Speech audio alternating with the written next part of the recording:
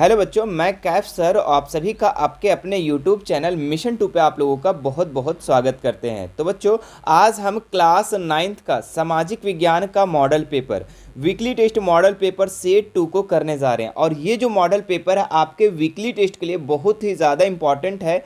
तो आप इस वीडियो को शुरू से लेकर अंत तक ज़रूर देखना और अपने सभी साथियों को शेयर ज़रूर कर देना।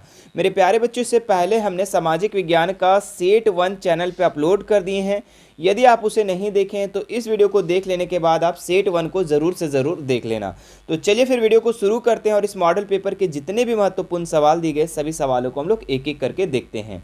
देखिए, इसका जो सबसे पहला क्वेश्चन दिया गया है, भारत में जलवायु और मौसम किस कारण से प्रभावित होता है।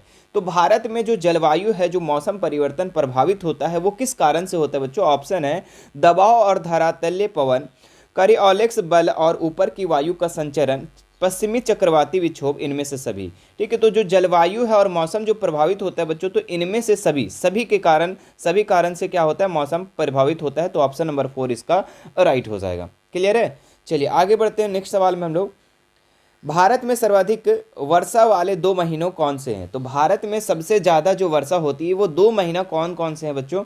तो वो जो महीना है आप लोगों का जुलाई और अगस्त। जुलाई और अगस्त जो है बच्चों, इसमें सबसे ज़्यादा वर्षा होती है भारत में। तो ऑप्शन नंबर 4 इसका राइट हो जाएगा।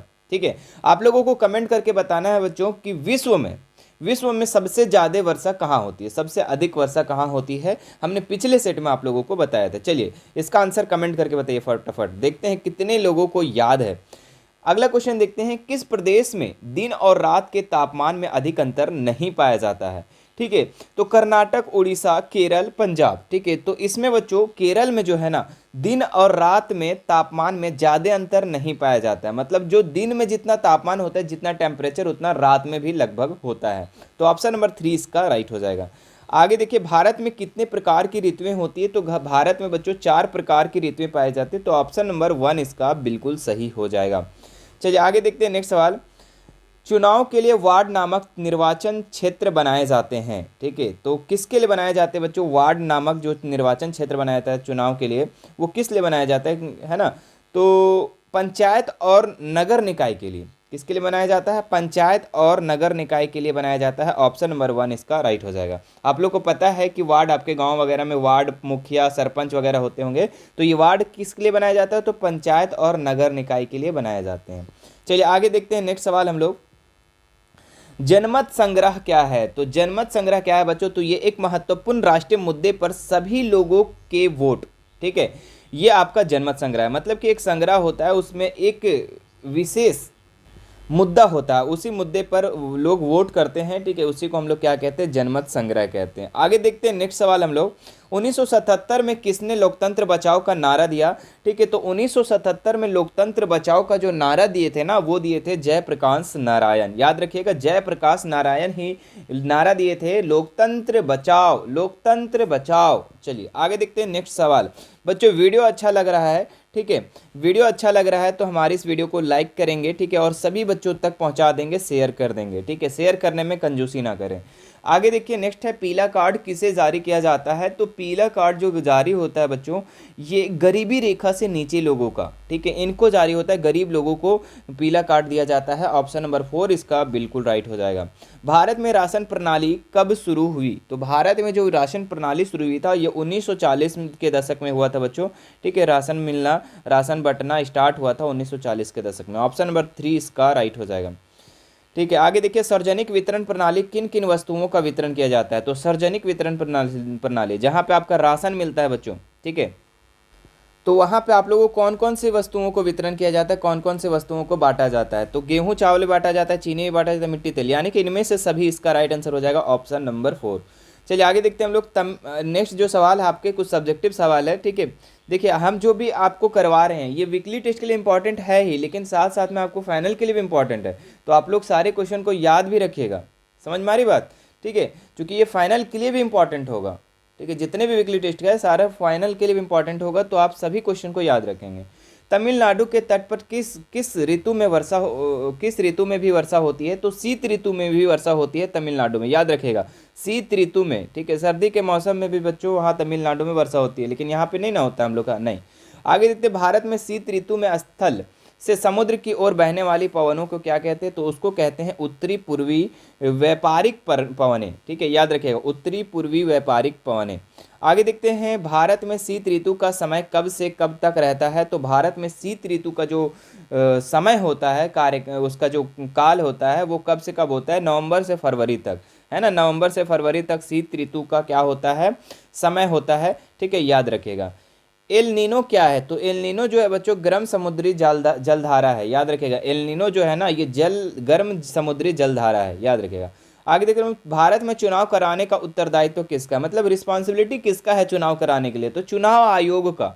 चुनाव आयोग का जो है बच्चों भारत में चुनाव करने का रिस्पॉन्सिबिलिटी है, याद रखिएगा।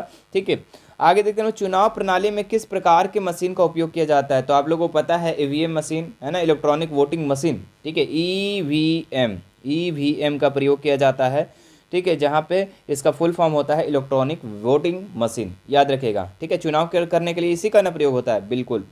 आगे देखो बाबू, दिया हुआ है, पंचायत तथा नगर पालिका के चुनाव में महिलाओं के लिए सीटें आरक्षित की गई है। तो कितना सीटें आरक्षित किया गया बच्चों? तो 1/3 सीटें, 1/3 सीटें को आरक्षित किया गया है, तो याद रखेगा। आगे देखिए, क्षेत्र के अनुसार देश का सबसे बड़ा लोकसभा निर्वाचन क्षेत्र है। ठीक है, तो सबसे बड़ा लोकसभा का निर्वाचन जो क्षेत्र है ना ये लद्दाख है, याद रखिएगा। लद्दाख जो है क्षेत्र के अनुसार देश में सबसे जो बड़ा लोकसभा निर्वाचन क्षेत्र है वो लद्दाख का है। चलिए आगे देखते हैं, हम लोग कुछ एक्स्ट्रा प्रैक्टिस क्वेश्चन कर लेते हैं ताकि आपका टेस्ट भी अच्छा जाए और साथ साथ का फाइनल का तैयारी भी प्रैक्टिस बना रहे। क्या है सवाल? थार मरुस्थल भारत के किस भाग में स्थित है? तो थार मरुस्थल जो बच्चों अगर देखें तो ये आपका राजस्थान में है। कहाँ पे थार मरुस्थल? राजस्थान में। और आप भारत को जब आप देखेंगे बच्चों, ठीक है, आप अगर भारत को देखेंगे तो भारत के यहाँ पर आपका राजस्थान है। ठीक है, आपका उत्तर ऊपर में है, ठीक है, नीचे दक्षिण है, इधर पूरब है और इधर पश्चिम है। तो कौन साइड हो गया? पश्चिम के साइड। तो ऑप्शन नंबर तीसरा इसका राइट हो जाएगा। सवाल आपके ऐसे भी आ सकते हैं, थार मरुस्थल भारत के कौन से राज्य में स्थित है? ठीक है, ये याद रखिएगा कि राजस्थान में है। ठीक है, कहाँ पे है? राजस्थान में। मैं इसका क्वेश्चन पूछूंगा, ठीक है, याद रखिएगा। निम्नांकित में से भारत के किस राज्य में सबसे कम वर्षा होती है? तो सबसे कम वर्षा जो होती है बच्चों ये कहाँ पे होती है? राजस्थान में होती है, याद रखिएगा। ठीक है, यहाँ पे होती है राजस्थान में। ऑप्शन नंबर तीसरा इसका राइट हो जाएगा। आगे देखते हैं, एक वर्ष के दौरान वायु की दिशा में ऋतु के परिवर्तन क्या कहलाता है? ऋतु के अनुसार परिवर्तन कहलाता है। तो क्या कहलाता है बच्चों? ऋतु के जो परिवर्तन होता है उसको हम लोग कहते हैं मानसून। ऑप्शन नंबर 2 इसका राइट हो जाएगा। आगे देखते हैं, मानसून शब्द की उत्पत्ति किस अरबी शब्द से हुई है? तो मौसिम शब्द से हुई है, याद रखिएगा। मौसिम से हुई है। चलिए आगे देखते हैं हम लोग नेक्स्ट सवाल क्या दिया हुआ है, थार मरुस्थल किस राज्य में स्थित? चलिए फटाफट कमेंट करके बताइए इसका आंसर, कमेंट करके बताओ। अभी हम जस्ट बताए, ठीक है, देखते हैं कितने लोग ध्यान से देखे हैं और कितने लोग भूल गए हैं और पीछे स्क्रॉल करके देख रहे कि थार मरुस्थल अभी सर कौन से राज्य में बोले थे।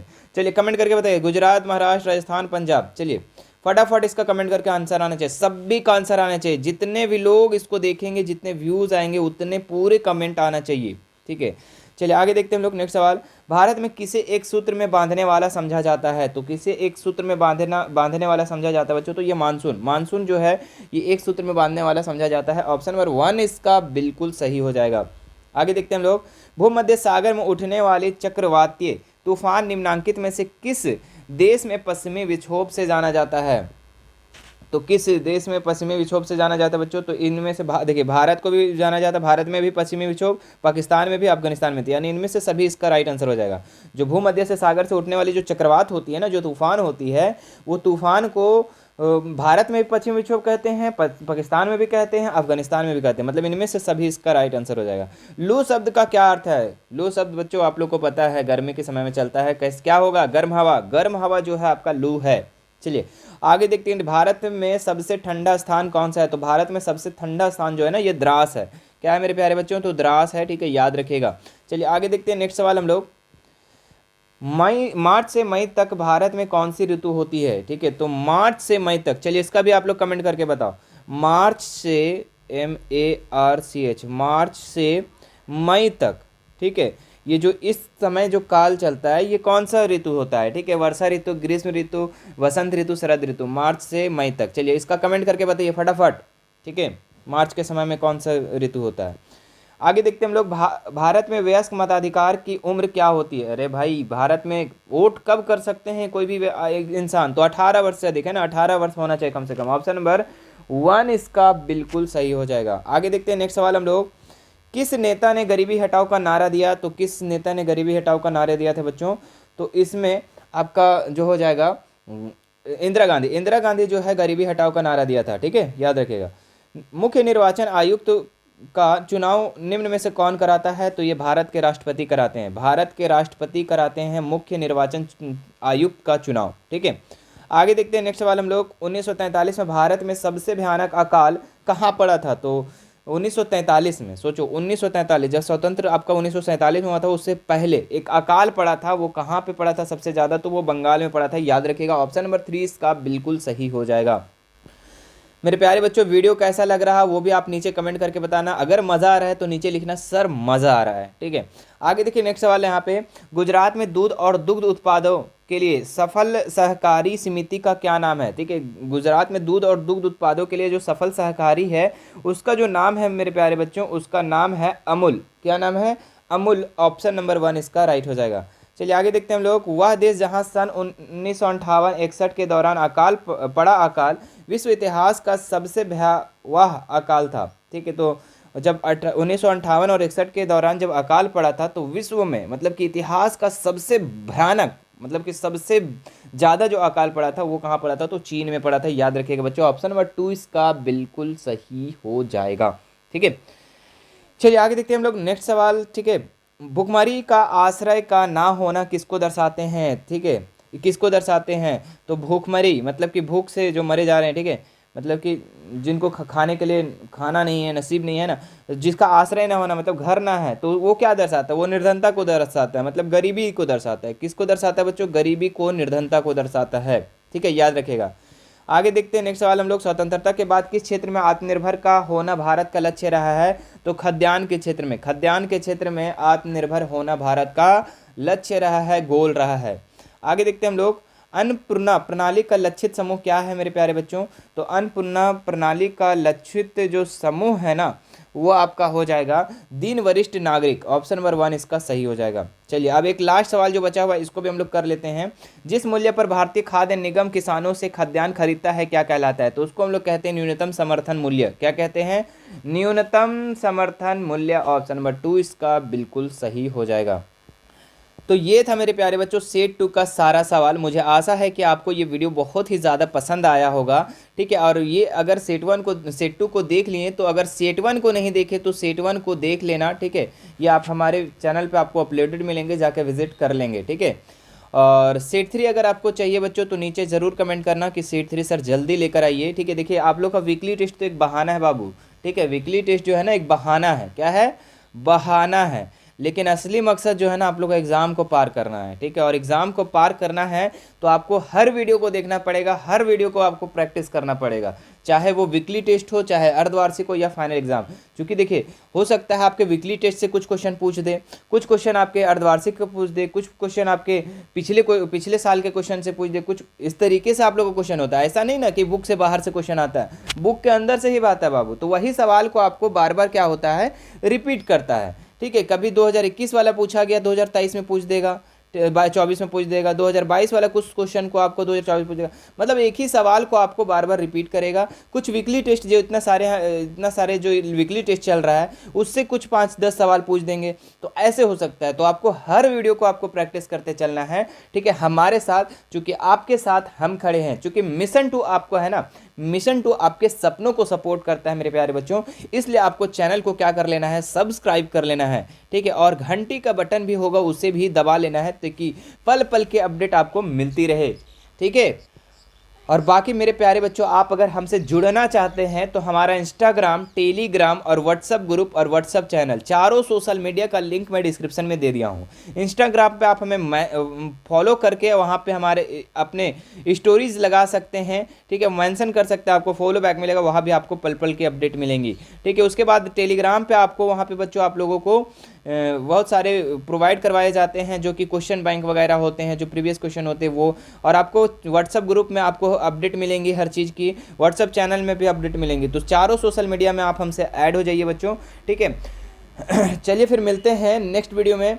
और शेयर करना ना भूलेंगे, शेयर करने एकदम ज़्यादा से ज़्यादा आप लोगों को करना है, ठीक है, ताकि मैं भी आप लोगों के साथ बना रहूं। आप जब शेयर करना बंद कर दोगे ना तो यहाँ पे वीडियो आना भी बंद हो जाएगा, इसलिए शेयर करने में कमी ना करेंगे।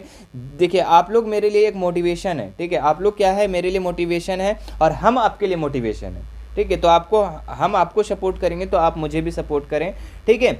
और मिशन 2 आपके सपनों को सपोर्ट करेगा, ठीक है। चलिए फिर मिलते हैं नेक्स्ट वीडियो में। Thank you so much.